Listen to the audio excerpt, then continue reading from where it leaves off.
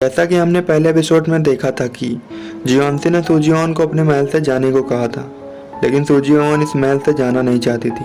इसलिए वो जियोंसी की दादी को इमोशनली ब्लैकमेल करने लगती है, जिस पर उसकी दादी उसे रोक लेती है, जिस पर जियोंसी को बहुत गुस्सा आता है। अगले सीन में हम देखते हैं कि वहाँ का एक दास सूजियोन को जियोंसी के पास ले जाता है। सूजियोन से कहता है कि तुम जियोंसी की स्पेशल दासी हो और तुम्हें उसका अच्छे से ख्याल रखना चाहिए। और फिर सूजियोन जियोंसी के आदेशों का पालन करने लगती है। तभी सूजियोन जियोंसी से कहती है, क्या मैं आपको एक गाना सुना सकती हूँ? और तभी जियोंसी कहता है, ठीक है सुनाओ।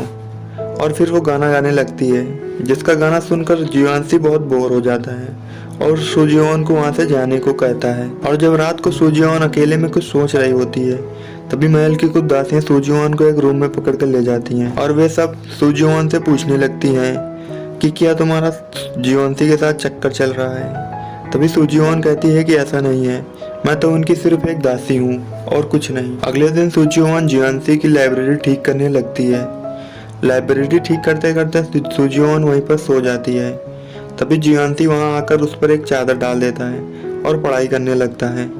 अगले दिन सूजियोन जियोंसी के कपड़े धोती है, क्योंकि सोते वक्त उसने उन कपड़ों पर लार गिरा दी थी और उनके कपड़ों को बुरी तरह धोने लगती है। तभी उसको उन कपड़ों में से जियोंसी का एक बाल मिलता है और अगली रात सूजियोन एक पुतला बनाती है और उस पे वही बाल बांधती है जो कपड़े धोते वक्त उसे मिला था और उस पुतले से बात करने लगती है।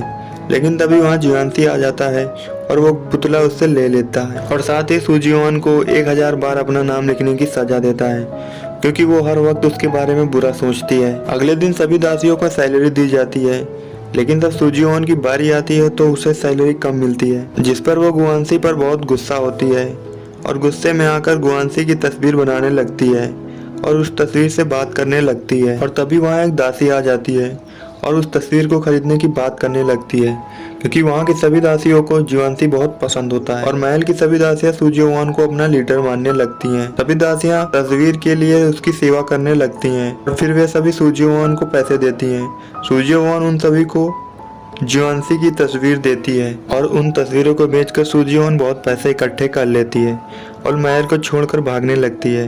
तभी उसको वहीं कुछ लोगों की आवाज़ सुनाई देती है, जो कि महल में चोरी करने की बात कर रहे होते हैं, जिसे सूजियोन सुन लेती है और वे सूजियोन को देख लेते हैं और उसका पीछा करने लगते हैं। और ये एपिसोड यहीं ख़त्म हो जाता है।